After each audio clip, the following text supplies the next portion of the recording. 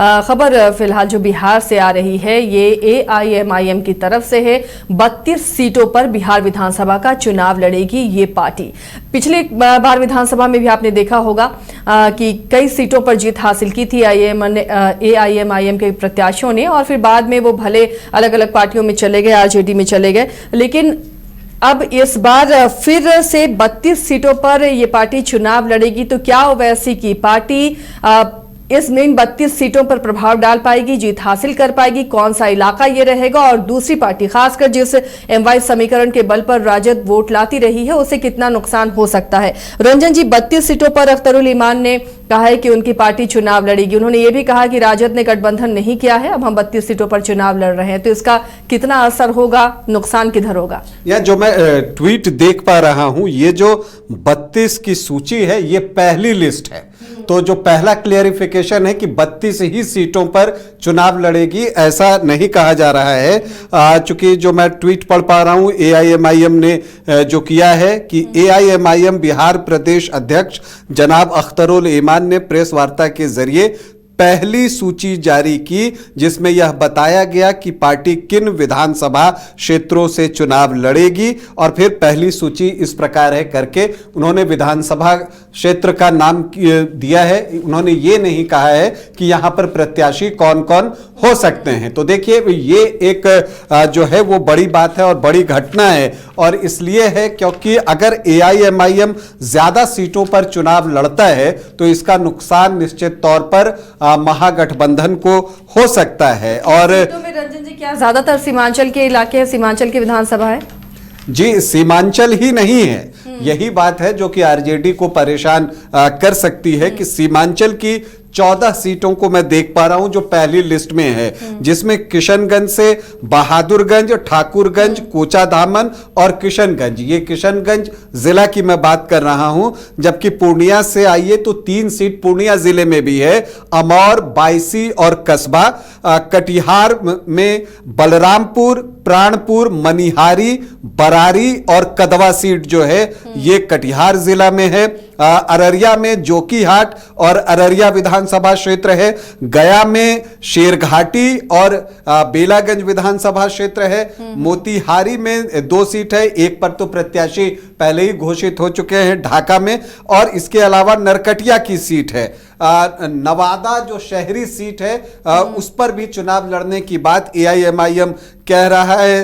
सिकंदरा ये जमुई जिले की सीट है, आरक्षित सीट है, यहां से भी AIMIM जो है वो चुनाव लड़ने की तैयारी में है।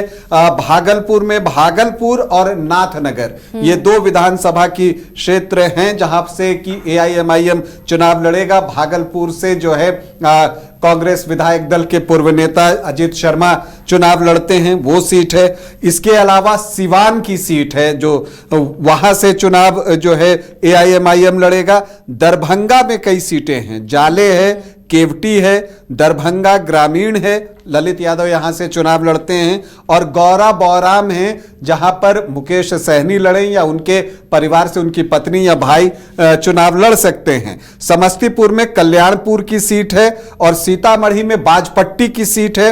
मधुबनी में बिस्फी की सीट है। वैशाली में महुआ की सीट है। तो महुआ की सीट अब और हॉट हो जाएगी क्योंकि महुआ से बात हो रही है कि तेज प्रताप यादव लड़ेंगे, मुकेश रोशन RJD से होंगे, और JDU वहां से कैंडिडेट देगा या LJPR, इस पर जो है अभी चर्चा चल ही रही है। और अब AIMIM की भी एंट्री महुआ में हो रही है। और इसके अलावा गोपालगंज विधानसभा की सीट है, यहां से जो अभी बाई इलेक्शन हुआ था तो उस वक्त भी गोपालगंज विधानसभा सीट से AIMIM चुनाव लड़ा था, और हार जीत में उसका योगदान जो है वो बहुत महत्वपूर्ण था। उसने जो है खेल बिगाड़ा था RJD का वहां पे। तो ये 32 सीटों की पहली सूची AIMIM ने जारी कर दी है, और ये एक बड़ा चैलेंज जो है वो होना है। क्योंकि देखिए सीमांचल की आप बात कर लीजिए, इसके अलावा मगध में कई ऐसी सीटें हैं जहां की मुस्लिम वोटर्स की संख्या अच्छी है, सारण प्रमंडल की कुछ सीटें हैं, फिर चंपारण में आप जाइए तो वहां पर भी खास करके जो बॉर्डर एरिया है वहां पर आपको मुस्लिम वोटर्स की संख्या ठीक ठाक रहती है। तो अगर इन विधानसभा क्षेत्रों में AIMIM जाता है और पूरे दम से जाता है तो फिर महागठबंधन के लिए एक परेशानी बढ़ेगी कि वो जो उसका एक इक्वेशन MY का रहा है अब तक, जिससे कि अब निकलना चाहते हैं तेजस्वी यादव, उसमें M पर जो है एक असर जो है AIMIM के लड़ने से पड़ सकता है। और असदुद्दीन ओवैसी और जो अख्तरुल ईमान है वो पूरी तरह से इस मामले में लगे हुए हैं। और आपको बता दूं कि जब से जो उनके 4 विधायक टूटे थे और वो RJD में शामिल हुए थे, तब से जो है वो RJD को निशाने पर ले रखा है उन्होंने। और उन्होंने इस बार जो है राजनीति भी अच्छी की है, पहले ही महागठबंधन में शामिल होने के लिए आवेदन कर दिया। और अभी भी असदुद्दीन ओवैसी, तब भी उन्होंने कहा था कि आप हमें 6 सीट दे दीजिए, हम महागठबंधन में आने को तैयार हैं। तो इतना कॉम्प्रोमाइज करने के लिए भी वो तैयार हैं। तो ये मैसेज जो वो अपनी कंस्टिट्यूएंसी को, अपने वोटर्स तक पहुंचाना चाहते थे, उन्होंने पहुंचाया कि हम तो देखिए बहुत कम सीट मांग रहे हैं, 5 तो हम पिछली बार जीते भी थे, तो हम 6 मांग रहे हैं, तो कौन सा ज्यादा मांग रहे हैं, और तब भी हमें महागठबंधन में शामिल नहीं किया जा रहा है। तो एक तरह से उन्होंने जो है एक राजनीतिक चाल के रूप में इसका इस्तेमाल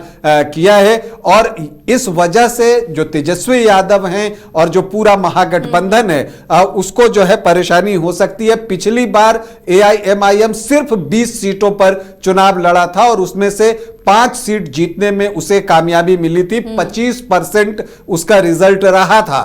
तो यहां पर जो कुछ क्षेत्र हैं जहां वो जीते न जीते, लेकिन मानकर चलिए कि परिणाम पर AIMIM असर डाल सकता है।